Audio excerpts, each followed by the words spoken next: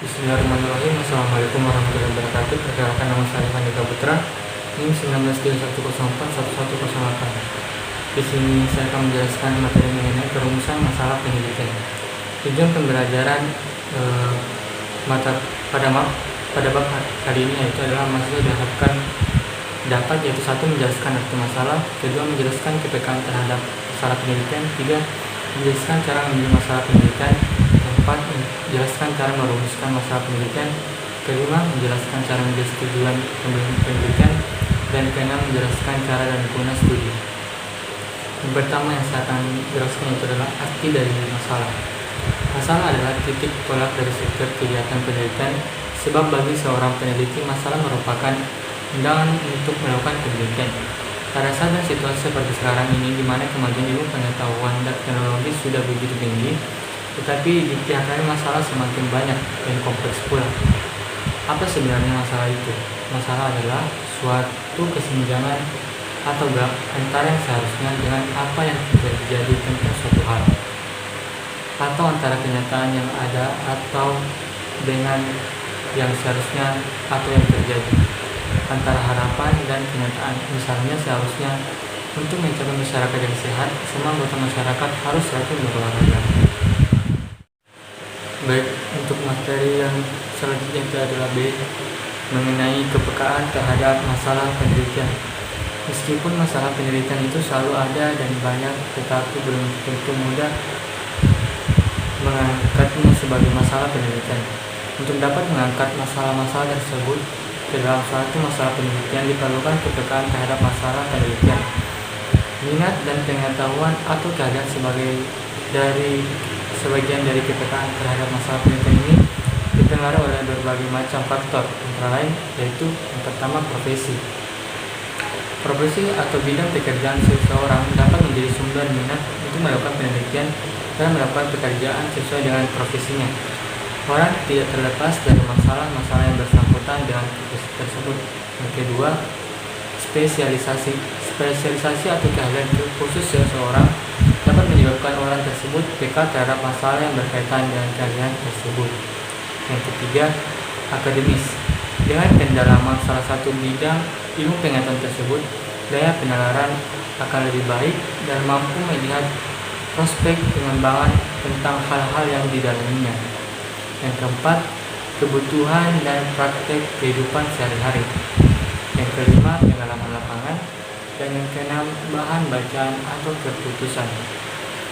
Selanjutnya adalah bagian C, yaitu memilih masalah pendidikan. Seperti telah disebutkan sebelumnya bahwa bila kita akan melakukan penelitian, pertanyaan pertama-tama harus dijawab adalah masalah apa yang layak untuk diteliti. Di bawah ini akan diuraikan beberapa kriteria pemilihan masalah penilaian, antara lain yaitu adalah masih baru. Keadaan maksudnya itu adalah masalah penelitian tersebut belum pernah diungkap atau dilakukan penelitian oleh orang lain, dan kata lain masalah tersebut masih hangat-hangatnya di masyarakat. Yang kedua yaitu aktual.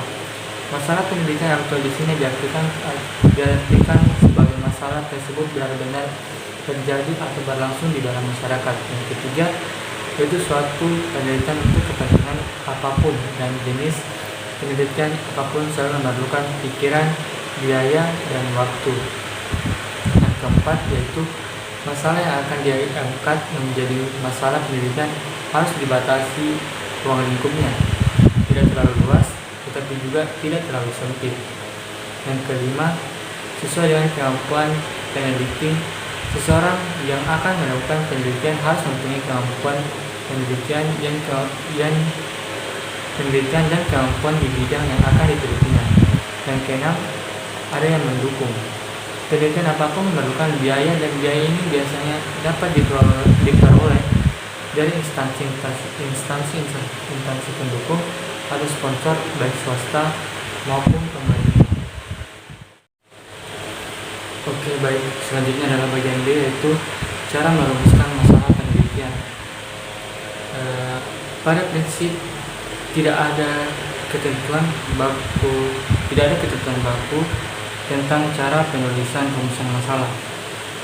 Namun disarankan rumusan masalah dituliskan dalam bentuk interogatif atau dalam bentuk pertanyaan yang jelas, tepat, dan ringkas, atau persoalan yang diinvestigasi untuk menemukan jawaban atau solusi.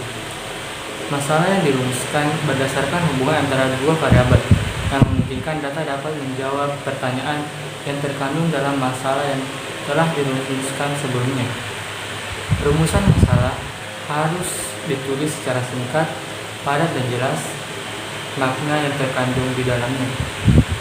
Makna yang terkandung di dalam rumusan masalah tersebut mencakup variabel-variabel yang diteliti. Selanjutnya itu adalah bagian E, cara menulis tujuan penelitian. Tujuan dari penelitian merupakan kegiatan yang dilakukan setelah masalah selesai dirumuskan. Tujuan penelitian ini penting untuk mengidentifikasi, menjelaskan, mempelajari, dan membuktikan, mengkaji, dan memprediksi alternatif pemecahan penelitian dan menentukan arah dan rencana penelitian yang akan dilakukan. Tujuan penelitian ini meliputi tujuan umum dan tujuan khusus. Tujuan penelitian harus relevan dengan masalah yang dirumuskan. Adanya tujuan yang jelas akan mempermudah penelitian untuk mendapatkan hasil yang diharapkan.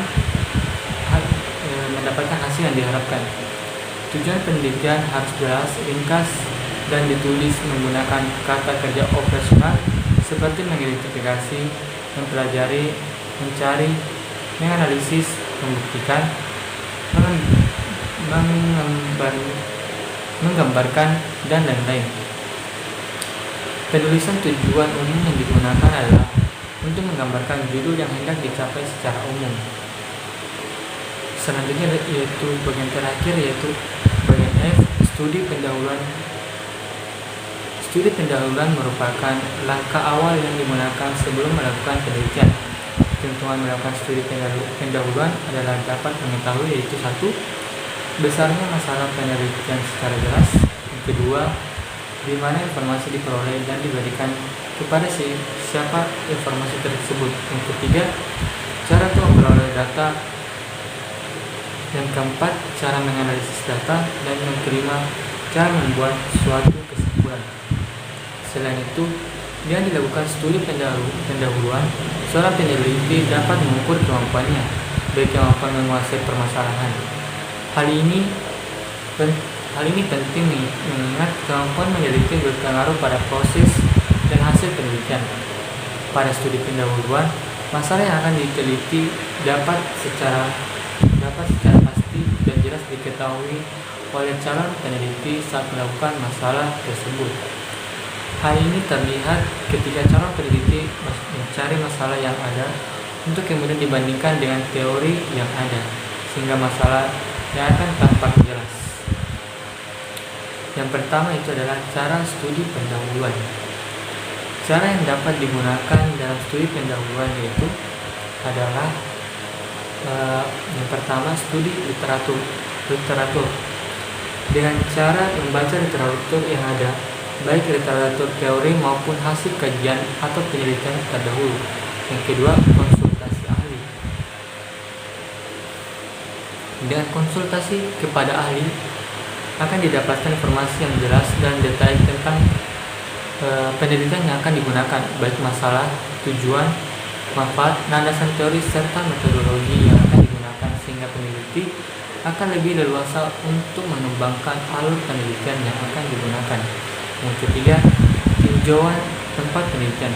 Studi pendahuluan dapat dilakukan dengan mengadakan tinjauan terhadap tempat atau lokasi penelitian.